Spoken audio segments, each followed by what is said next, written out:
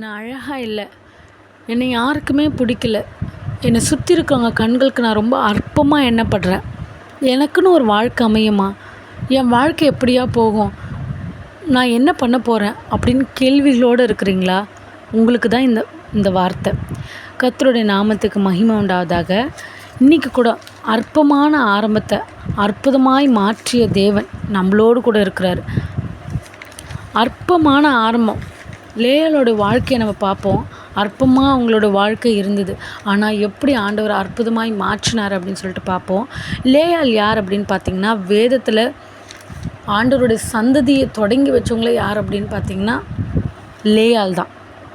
லேயாளை குறித்து வேதத்தில் ஆதியாகமம் 29ஆம் அதிகாரம் வசனம் 16, 17 போடப்பட்டிருக்கு. லேயாள் யார் அப்படின்னு பார்த்திங்கன்னா, லாபானோடைய முதல் குமாரத்தி, யாக்கோபுடைய முதல் மனைவி. அவங்கள குறித்து வேதம் சொல்லுது, லேயாளுடைய கண்கள் கூச்ச பார்வையாக இருந்தது.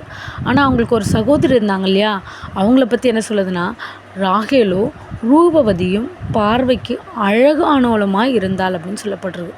இப்போது சிஸ்டர்ஸ் 2 பேர் இருக்காங்க. 2 சிஸ்டர்ஸ்லேயே ஒரு சிஸ்டர் குறை உள்ளவர்களாக அவங்களோட சரீரத்தில் சில குறைபாடு இருக்குது. ஆனால் ராகேலோ ரொம்ப அழகானவங்களாக இருக்கிறாங்க அப்படின்னு சொல்லிட்டு வேதம் சொல்லுது. ஸோ லேயாள் அவங்க பிறந்ததுலேருந்தே அவங்க சிஸ்டர்ஸோடு இருக்கும் பொழுது நமக்கு இப்படி ஒரு குறை இருக்குது, நமக்கு இப்படி ஒரு கஷ்டம் இருக்குது, அவள் ரொம்ப அழகாக இருக்கா, அவளை சுற்றி இருக்கிறவங்களாம் அவளை அப்ரிஷியேட் பண்ணிக்கிட்டே இருந்திருப்பாங்கள்ல. ஸோ லேயாள் கூட அவங்களோட இருதயத்தில் அவங்க எப்படி ஃபீல் பண்ணாங்க அப்படின்றது தெரியல. ஆனால் அவங்களுக்குன்னு ஒரு வயது வந்தபோது யாக்கோபு லாபானை சந்தித்து, ராகேலை சந்தித்து, லேயாளை சந்தித்து, எல்லாரும் சந்திக்கும் பொழுது அவங்க கண்ணுக்கு பட்டது யார் தெரியுமா? ராகேல். ஏன்னா ராகேல் ரொம்ப அழகானவளாக இருந்தான்னு வேதம் சொல்லுது. யாக்கோபுக்கும் அழகான ராகேலை தான் பிடிச்சிருந்தது. கூச்ச பார்வையாக இருந்த லேயாளை பிடிக்கல.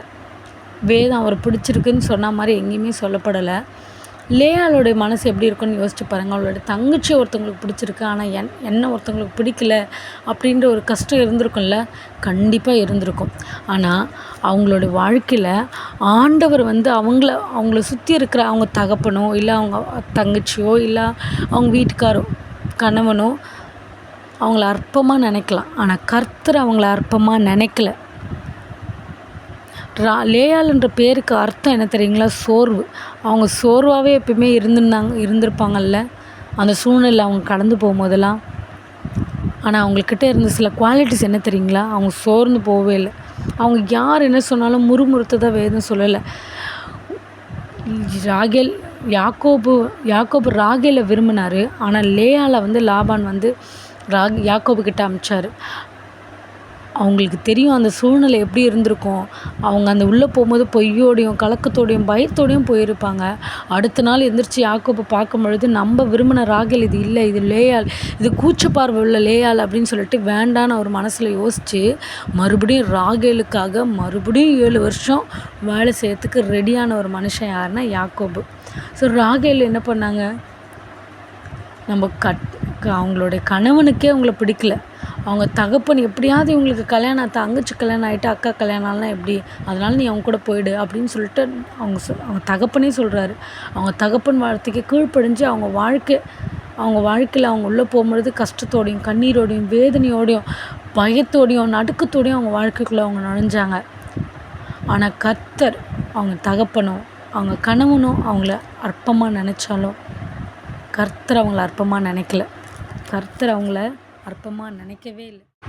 ஆதியாகமம் 29ஆம் அதிகாரம் 30-31 பார்த்திங்கன்னா, யாக்கோபு ராகேலை சேர்ந்தான். லேயாளை பார்க்கலும் ராகேலை அவன் அதிகமாக நேசித்து பின்னும் 7 வருஷம் அவனிடத்தில் சேவித்தான் அப்படின்னு சொல்லிட்டு, லேயாள் அற்பமாக எண்ணப்பட்டாள் என்று கர்த்தர் கண்டு அவள் கர்ப்பம் தரிக்கும்படி செய்தார். ராகேலோ மலடியாக இருந்தாள். அவளை சுற்றி இருக்கிற அவங்களுடைய கணவன் யார் அவங்கள அற்பமாக நினச்சாலும் கர்த்தர் அவங்கள அற்பமாக நினைக்கல. அவங்களோட கண்ணீரை மாற்றி, அவங்க வேதனையை மாற்றி, அவங்களுக்குன்னு ஒரு வாழ்க்கைக்குன்னு ஒரு அங்கீகாரத்தை கொடுத்து ஆண்டவர் அவங்கள அற்பமாக எண்ணப்பட்ட வாழ்க்கையை அந்த இடத்துல அங்கீகரித்து ஆண்டவர் அவங்களுக்கு கர்ப்பம் தரிக்க செய்கிறாங்க. ஸோ இந்த இடத்துல நம்ம பார்க்கும் பொழுது அழகாக இருக்கிறதெல்லாம் ஆண்டவர் ஆசீர்வதிக்கிறது கிடையாது. நம்மளோட வெளி தோற்றங்களை பார்த்து ஆண்டவர் நம்மளுக்கு ஆசீர்வாதங்களை கொடுக்க போகிறது கிடையாது. நம்மளோட உள்ளான தோற்றம், நம்மளோட இருதயத்தை ஆண்டவர் அறிகிறாரு. நம்மளை யார் வேணாலும் நம்மளை சுற்றி இருக்கிறவங்க என்ன வேணாலும் சொல்லட்டும், நம்மளை எப்படி வேணாலும் பழிக்கட்டும், நம்மளோட குறைகளை அவங்க எடுத்து காட்டட்டும், நம்ம குறைகளை அவங்க பேசட்டும். ஆனால் கர்த்தர் நம்மளோட இருதயத்தை நிறைவே பார்க்குறாரு.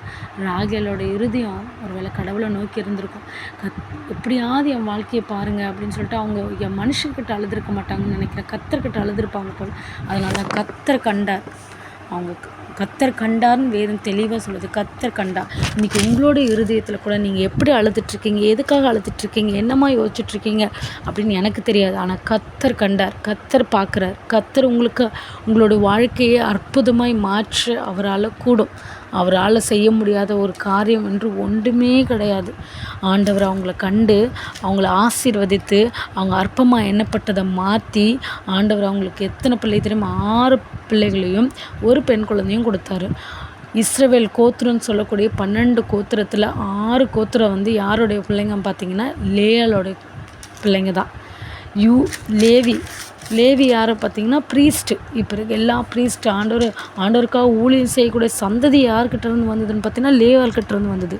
யூதா கர்த்தருடைய சந்ததி. தாவீது, சாலமோன், தானியேல்னு போடுற அவங்க தலைமுறைக்கு முன்னோராக இருந்தது யாருன்னு பார்த்தீங்கன்னா யூதா. அதை சுமந்தக்கூடிய பாக்கியத்தை ஆண்டவர் யாருக்கு கொடுத்தாங்க அப்படின்னு பார்த்தீங்கன்னா லேயாளுக்கு கொடுத்தாங்க.